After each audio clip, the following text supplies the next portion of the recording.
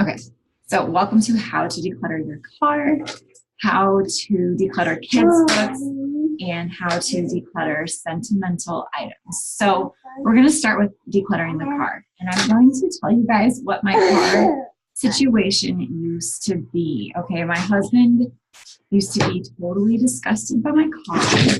And honestly, so was I. But my excuse to him always was, I'm the one who's driving the kids around most of the time. So yeah, your car is clean. Mine is not because I always have a bunch of kids in my car, right? So that was my excuse. And he would always tell me things like, you don't have to let them eat in the car. Hey, Shamra, you don't have to let them eat in the car all the time. You don't have to bring all the toys in there all the time. You don't have to do this, right? You don't have to leave the sippy cups in there. And I was always like, no, you don't get it, okay? You don't get it.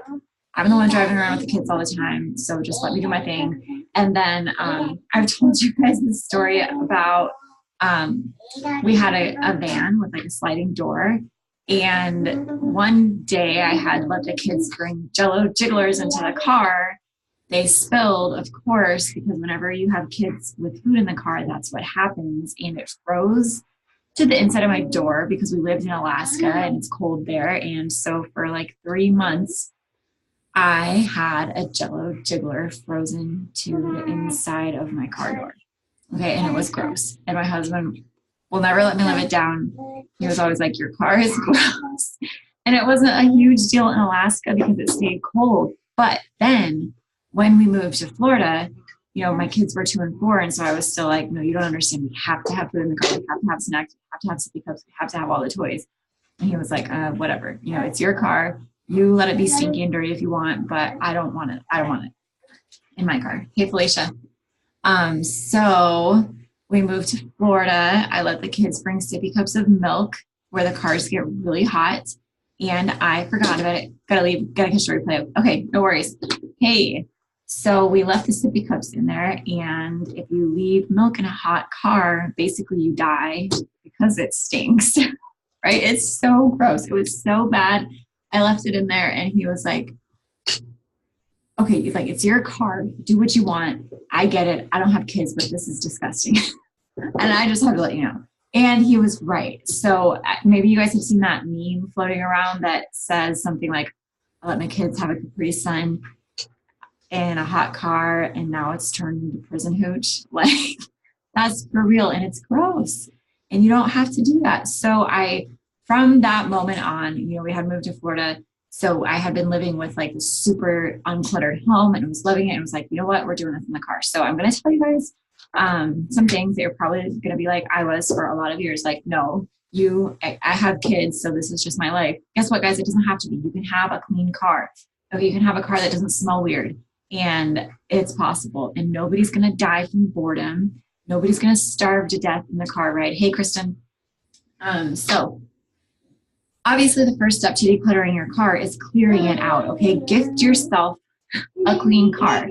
Take some time to clean it out, get all the junk out of it, scrub it down, wipe it down, get the funky smells out of it, and know that this can be your normal, okay? So I still have, I'm still the one that drives my kids around the majority of the time, so my car still does get, hey, and hey, Kaylee, so I have an update. I've tried to send the email twice for the course and it's not going through. It's just like disappearing into nothing. So anyway, I stopped bringing everything into my car. My car still gets dirty because, like I said, I got distracted. Sorry, guys. The kids are coming in and out of it from their sports, from school, from the park. And so my car gets dirtier than my husband's car, but it no longer has weird smells. It's no longer embarrassing. I could pick my friends up at any time or their kids up at any time and not feel like I have to apologize for having a messy car or not feeling like I need to spray half a bottle of Lysol so that it doesn't smell bad. Okay, it smells strong, but at least it doesn't smell bad, right? So clean it out, clear it out, and then follow these basic rules that I'm about to tell you. And like I said, at first you're probably gonna be like me, like, nope, I have kids, never gonna happen, not realistic. But first rule is that I don't let my kids bring toys in the car. for the most part. I mean, unless I know that we're having like a really long trip, like going on a road trip or something, we don't bring toys in the car. And this is why. Nobody dies of boredom in the car, okay?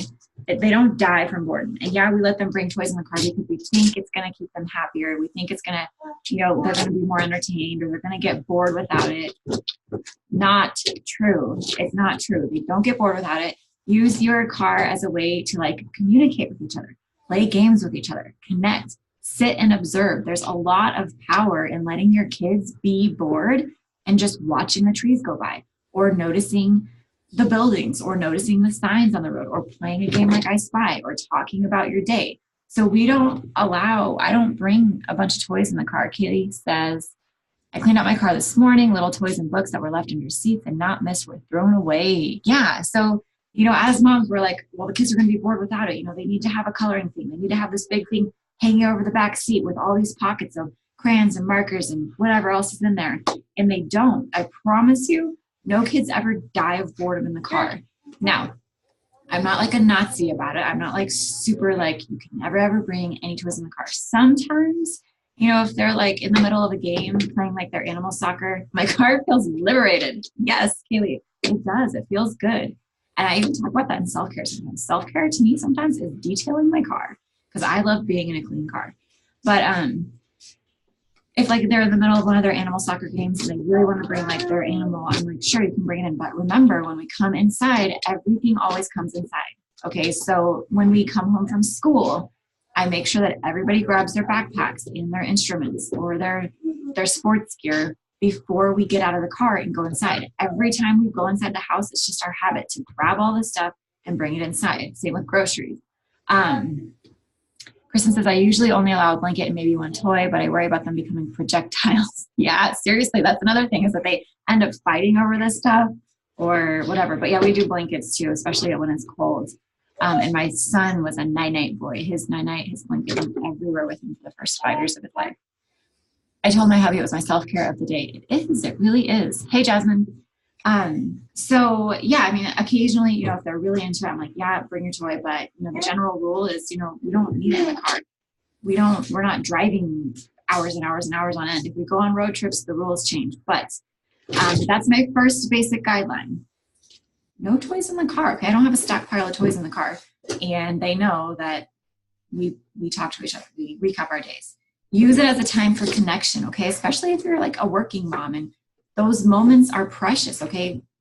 Your phone counts as a toy for you. I don't have my phone on in the car except for music, so that it's not distracting, so that I'm not talking to people, I'm not responding to messages. I'm able to maximize my time with them and communicate with them and connect with them. So that's just another reason I don't really like toys in there anymore. Okay. And bringing everything inside after sports, after school, after grocery hauls, after whatever it is that we're doing, everything comes inside. Okay. Tip number 2, to have a clean car. And this is another like cardinal mom rule that everybody's like, nope, can't happen because I have kids. You don't get it. No food in the car. Like no eating in the car, because nobody's going to starve. Nobody's going to starve. They know that they can eat before we leave the house, or I'll put the snack in my purse that I always have on me. And when we get to where we're going, then they can eat it, but no food in the car. There are no car hacks that trust me, I've tried them all. There are no car hacks to allowing food in the car that prevent your kids from dropping it in the seat, from smashing it into the carpet, from leaving it to die and letting the Capri Sun turn into prison hooch, right? Like it just doesn't happen. And nobody dies of starvation because they weren't allowed to have a snack on the way to wherever it is that you're going. I'm the worst. I always eat in my car. So Danielle, I will say that I eat in my car. Really? Oh, are you stuck?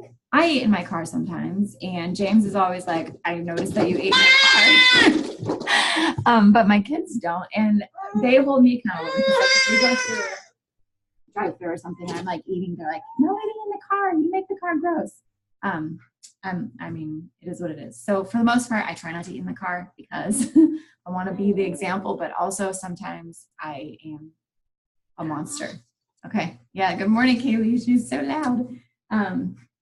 So yeah, no food in the car, guys, before you leave or when you get there, but I promise you, you don't need food in the car. And food in the car is a really big reason that you can't keep it clean and why it gets funky smells and why you feel like you have to unload a can of Lysol inside of the car. Okay, so those are my basic car tips to declutter your car. Yes, I mean, it's smart to have things on hand like first aid kit, extra snacks just in case you get stranded, or what I say, water, snacks, first aid kit, just basic things, you know, in case you do get stranded, in case you do blow a tire or something. But keep it away from where the kids can see it, because if they see it, they want it. If they see it, oh my God, they're having an emergency and they're starving and dying and they need a snack, right? I also keep a trash can in my car, just like a little foldable pop-up trash can for things like receipts or gum wrappers or Starbucks straw wrappers, because you guys know that's mom life. You get coffee in the car.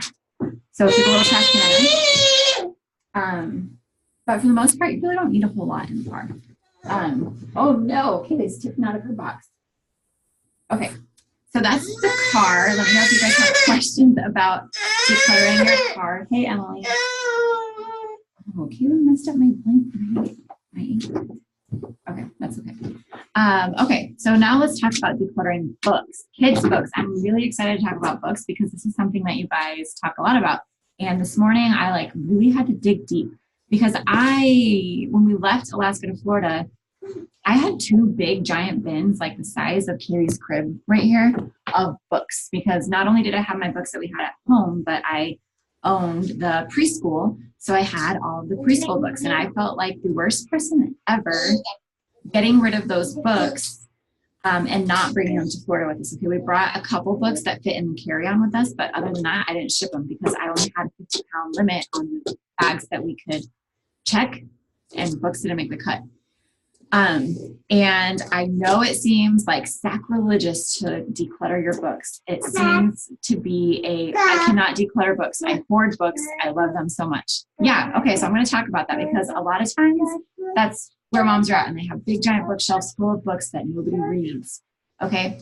So it feels sacrilegious to declutter the books, because this is why I had to I was like, I got to come up with something, because everybody always asks about books. But books are basically a status symbol for us as moms for being overachievers or being high achievers or being successful or raising smart kids. Having a lot of books represents that, okay? But having too many books like we used to have, it wasn't our reality. My kids were no smarter having millions of books that they never read than they were having a smaller amount of books that they actually did read. They were high quality books. What is that? Hey, what is that? What? Do you want me to open the window? No. Look at your crazy hair. Look at your crazy hair. Do you want to open the window? Okay, so anyway, that's what books represent to us, okay? Especially as moms. We want to raise kids who are smart. We want to raise kids who love reading. We want to raise kids who have a lot of knowledge in their brains. And books do that, right? That's what books represent. That's what they do. Now, having too much of anything is not a good thing. And having too much of anything takes away from the value of it, okay? Same thing is true. Sorry, guys, we'll open the window and get all up close and personal. Having too much of anything takes away from the value of whatever it is, okay? We talk about this with sentimental items. When everything is sentimental, nothing is sentimental. All right, we're just gonna feed her. We're gonna feed her. Having a million books that the kids aren't reading defeats the purpose of books, okay? So too much of a good thing is never a good thing, and too much of a good thing does not inspire whatever it is that you're trying to inspire, okay? And this is something that was like a hard pill for me to swallow, because as a kid, I loved Beauty and the Beast, and I always wanted like the big library like Belle. Now that I'm in my real life, living like I do, I don't want that library. Guess what? I'm never, ever going to read that many books, okay? Just like having a fridge full of salad doesn't make you healthy unless you actually eat it. having a million books in your house doesn't make you an avid reader unless you're actually reading them all. So for us, we had a ton of books and I loved it. I was like, check out how many books we had. But my kids read the same ones on repeat and we constantly reached for the same ones over and over and over again. So I also don't live in a castle. So, right, Danielle, exactly. I don't have room for that. Don't have room for that. But when I'm going to tell you guys another light bulb moment that I had with books when I was a teacher. So when I was teaching, we always have a library section and I would always pack it with so many books. I would be like, this book and this one and this one and this one. And I would have like 30 books on the bookshelf and it was jam packed. And what would happen was the kids would go into the little library section and they would just pull out all of the books. So like pull it out, look at it, throw it on the floor, pull it out, throw it on the floor. And I was like, why don't they really read the books? Like, this is so stupid. Like, books are amazing. They should be reading this. And they didn't even look at the pictures. And then I had a Montessori, I was working at the Montessori school and I went in and I saw their library and they had like 4 books on their bookshelf. They could have fit about 20 to 30 books, depending on the size of the books, but they only had 4. And what would happen was the kids would go sit down on their little reading beanbag thing, pick one book, and they would sit there for 15 or 20 minutes looking at the pages, reading the book. And I was like, oh, like having a ton of options and showing them in that way is overwhelming and they don't actually engage with it. So I started only putting out like 4 or 5 books at a time. And if you guys have seen pictures of Kaylee's room, I can show you real quick on the replay up here. I can't, but this shelf right here has my notes on it right now, but like she's got Llama Llama. I only put out 3 or 4 books at a time and I stage them so that she can see them, so that she can grab them, so that she can look at them. And I do the same thing in my kids' rooms, like not a whole bunch at one time. And the rest I keep in their closets because too many books. Yes, we want our kids to be avid readers. Yes, we want them to be smart. Yes, we want them to be little baby geniuses, but having too many is not inspiring. Having too many actually takes away from it. And having too many makes it so that they aren't actually reading the books. They are just being around them. Okay. And being around books doesn't make you smart. Being around healthy food doesn't make you healthy. Yes. And actually I'll show you Kaylee's real quick because I'm right here. Well, I'll show you the one that we have. So it's just a little like bookshelf. So I have a little bin. She's pulling them out right now, but that's her bin. That's all of her toys. That's her books.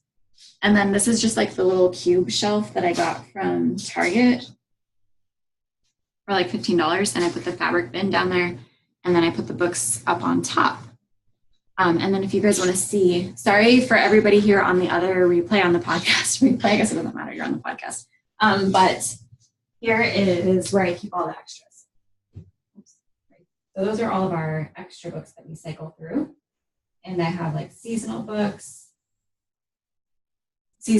board books, Dr. Seuss.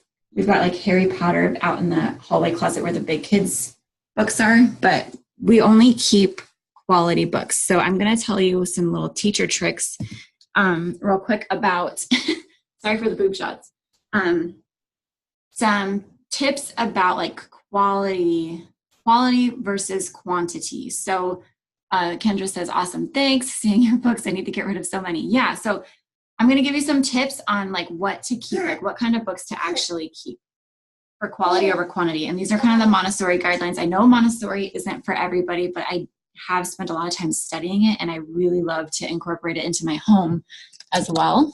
Hey, Kaylee. Oh, what, Kaylee? Do you want your books? She's like, I don't know what I want. I want to go outside. But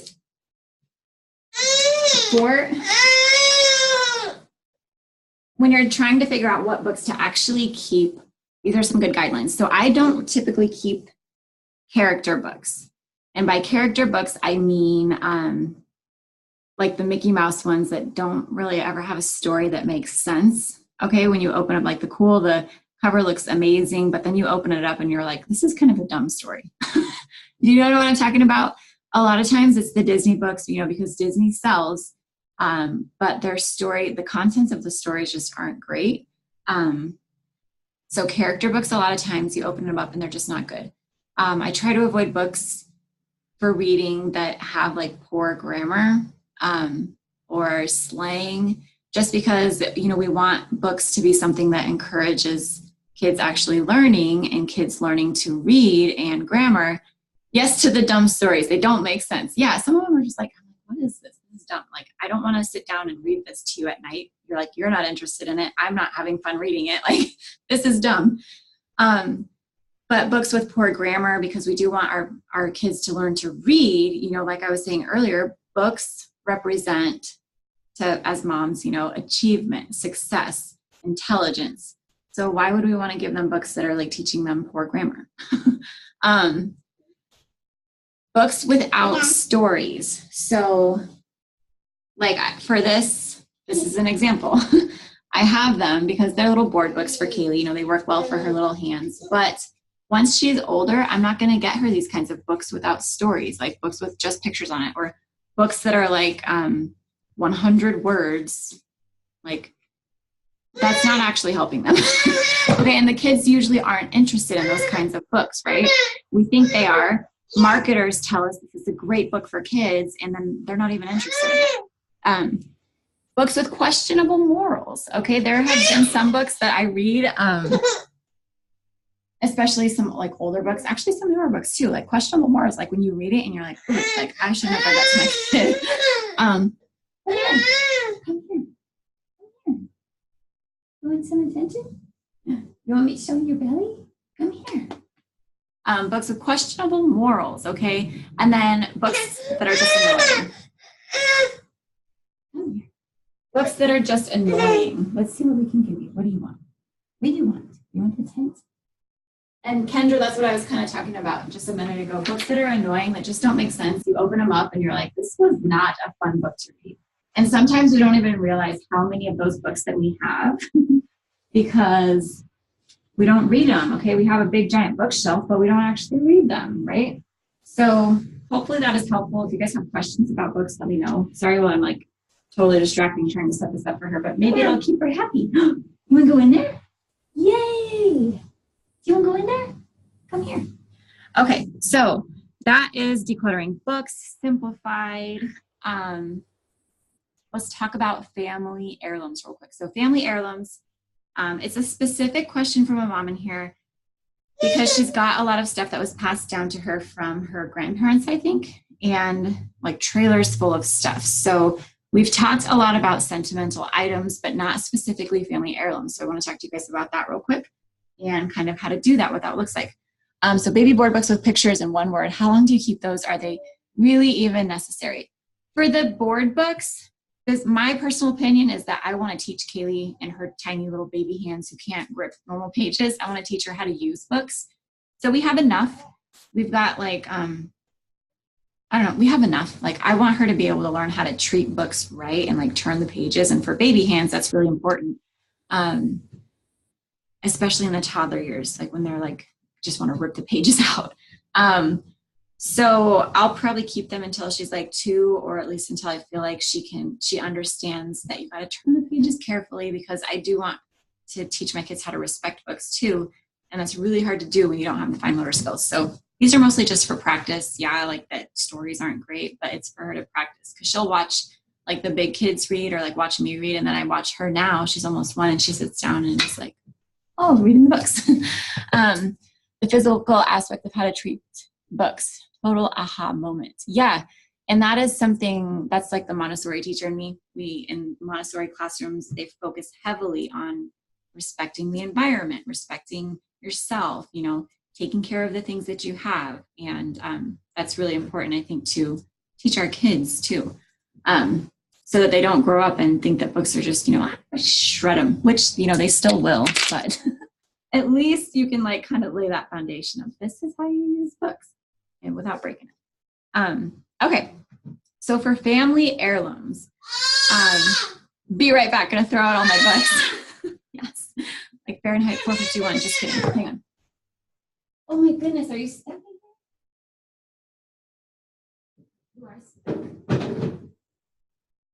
She got her hand stuck in the door. Sorry. Okay, so for family heirlooms, I want to define an heirloom real quick so that you're not confusing heirlooms with trash or clutter. Okay, so heirloom is something that is valuable, that has a very specific like upbringing. I don't know how to say it, upbringing, a very specific purpose.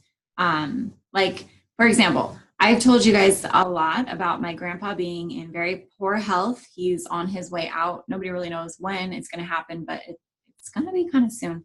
And my grandparents, my grandma and grandpa, are getting rid of all of their stuff, and they are passing on heirlooms to us. So let me tell you how they are divvying up their stuff.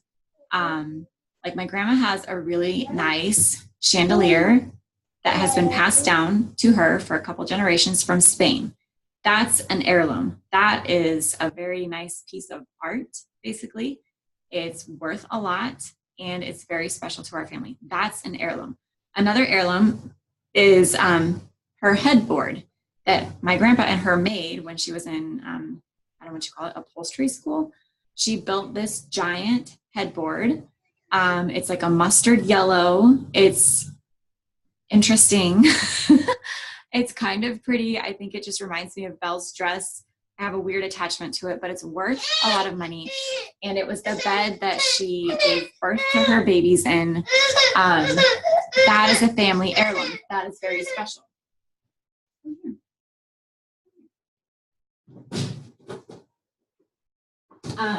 She has some paintings that my great grandma painted that are big and beautiful and framed.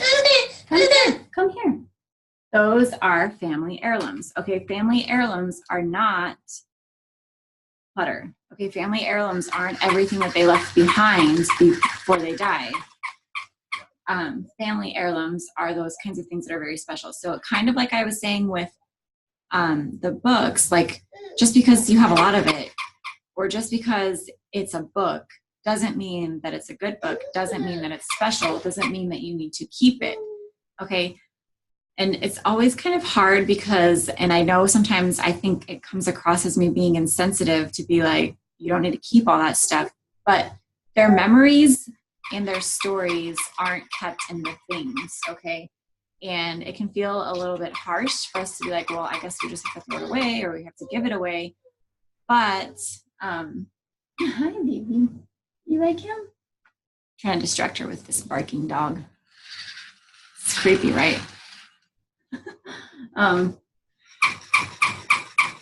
So you got to just be really discerning about like what is actually sentimental, because if everything is sentimental, if you have 3 trailers full of stuff, calling it all sentimental, the things that are really valuable and really special are being buried underneath all of that, and it's taking away from their ability to honor your family, honor your story, honor your history.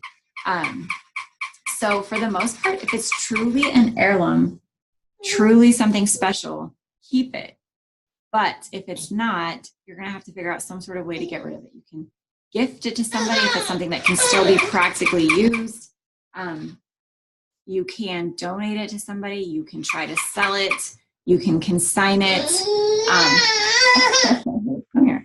But when everything is sentimental and when everything is an heirloom, all of a sudden nothing is. And it's not fair to those really special things, honoring your family's story by keeping everything else that really isn't important, right? So I have a really good example of my grandma and my grandpa who are doing this right now. They're going through things and they're asking us like, would you like to keep this? You know, would you like to keep this set of fine china that, you know, we're going to give to somebody in the family, or no? Or would you like this chandelier in your home, or no? So you just have to be really discerning. And it's hard, I know, when it's family heirlooms and stuff from people who have died to go through it and get rid of it. But just know their memories are not stored in the things.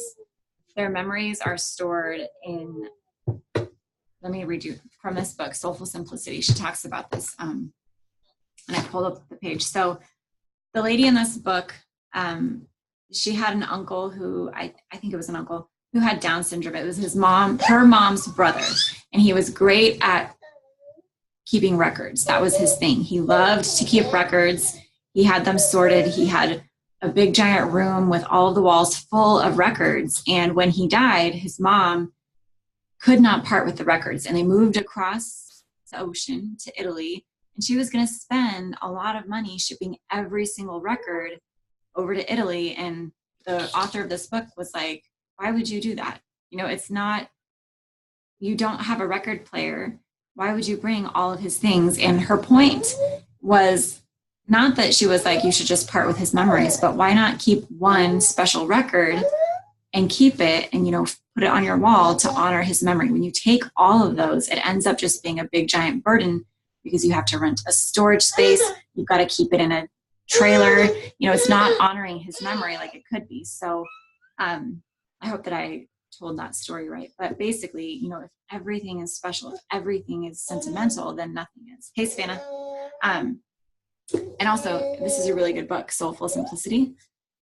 Really, really good book. She touches on all of these kinds of things that come up, except for books. She didn't touch on books. Maybe she did, I just don't remember. But any questions about that? Cars, what did we cover? We covered how to declutter your car, how to keep it uncluttered, how to declutter books, and family heirlooms. It was fun.